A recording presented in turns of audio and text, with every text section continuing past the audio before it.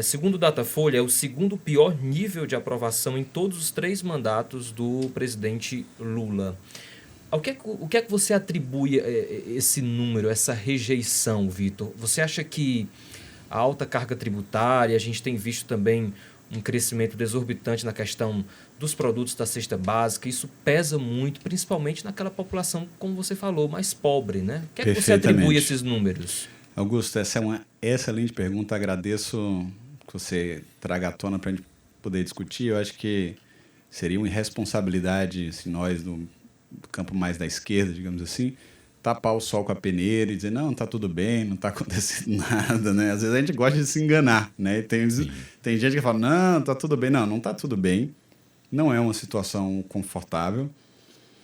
Ela já foi pior, né? Como você mesmo Sim. mostrou. Então, as pesquisas de dezembro, janeiro, fevereiro, elas mostravam quase um derretimento da popularidade do governo, muito grave. Né? Depois a gente teve um momento de estabilidade, parou de cair e a Datafolha já agora encontra uma melhora, né, na popularidade, que ainda não é uma popularidade líquida positiva, digamos assim, o desaprova ainda está maior do que a Mas prova. pesquisa é momento. Exato. Mas nós temos uma clara recuperação do governo.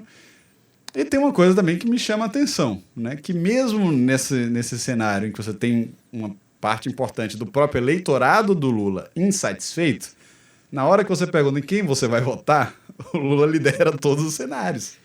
Então, eu não estou gostando muito. Mas quem você vai votar? Não, no Lula. Porque aí a pessoa fala, não, eu votei no Lula, eu estava esperando mais, tá? O que é também absolutamente razoável, e eu não estou insatisfeito com o meu governo, né? Mas é às vezes um sentimento assim, ó, esse é o meu governo, mas ele não está dando conta daquilo que prometeu, daquilo que eu desejaria. Ainda tem um tempo, tá? Eu lembro também, teve um momento lá no primeiro mandato do Lula, que muita gente achava que o Lula só ia ter um mandato, não sei se vocês lembram disso. Sim. Né? Chegou ali em 2005, vai falar... O PSDB na época falou, não vamos nem fazer um impeachment para deixar ele sangrar até a eleição. E aí a gente vem. Na verdade, o melhor momento do Lula é de 2006 em diante. Que é quando o efeito dos programas sociais começam de fato a aparecer, do aumento do salário mínimo, né, dessa quase a criação de uma renda universal, né, porque o Bolsa Família é uma coisa que atende uma parcela significativa da população, é quase uma renda mínima, digamos assim. É o maior repasse de renda do Brasil. Exatamente, e é um dos maior programa de transferência de renda do mundo, que virou depois modelo para ser replicado em vários países. Né? Então, o Lula brilha mesmo no segundo mandato, quando ele termina o segundo mandato com quase 80% de aprovação. Claro que o mundo é outro, muito mais turbulento. A gente viu que no ano passado foi um ano muito ruim para os incumbentes. Quem acompanha a política internacional percebeu que quase em todo país que teve eleição, quem estava no governo perdeu as eleições. Sim. Parte porque a gente tem um cenário internacional inflacionário que, lamentavelmente, devo dizer para vocês, tende a continuar. Nós estamos num mundo que está mais instável do ponto de vista da geopolítica. Um mundo que não é mais o mundo da globalização. A globalização poderia ter seus vários problemas, e eu acho que tinha mesmo, né? Inclusive na soberania política dos estados. Mas ela produziu uma coisa, que era produtos de comércio internacional mais baratos. E hoje nós estamos vendo o quê? Uma guerra tributária entre as grandes economias.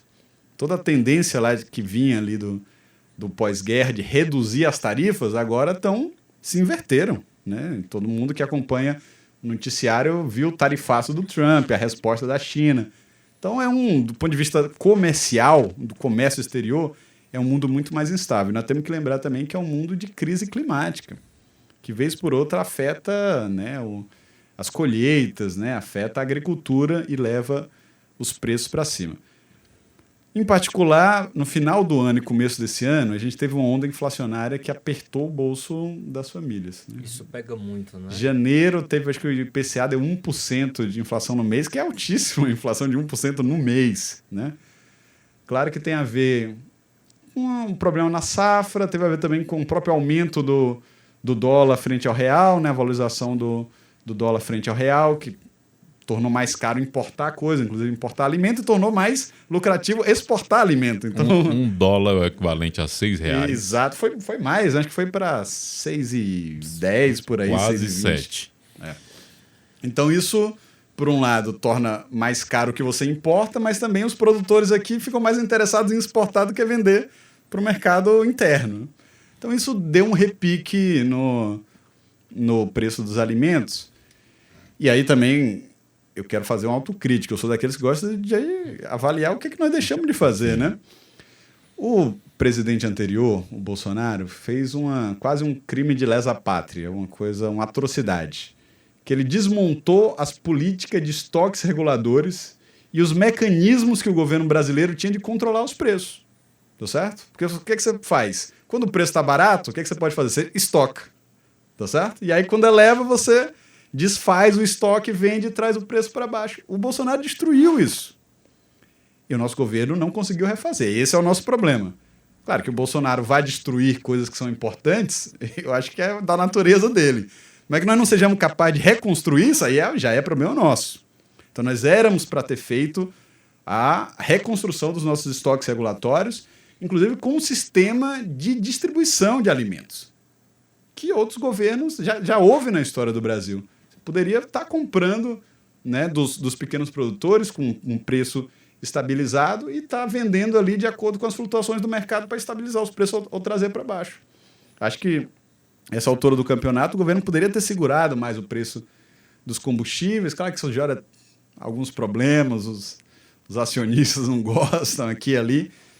Eu acho que deveria ter tido mais ousadia. De toda maneira, o câmbio deu uma recuada, né? Então, aquele momento ali que no final do ano que a gente não sabia para onde ia parar o dólar e tal, e a especulação, quase um ataque especulativo à moeda brasileira, isso daí foi contornado, mostrou-se ser um momento agudo, não um problema crônico, né? E tudo indica que a safra desse ano é uma super safra, é muito melhor, então vai ter um aumento de oferta. Eu acredito que essa é uma situação que o pior já passou, digamos assim. E eu diria que foi aonde o governo mais errou. É não estar preparado para poder fazer uma gestão dos preços, porque isso o povo trabalhador gasta a maior parte do que ele ganha, né? Comendo. Isso. Então, quando você afeta o preço dos alimentos, é direto no bolso do trabalhador. E essa é a base do Lula. E é normal que ela tenha ficado chateada. Está no seu direito. Cabe ao governo ir atrás.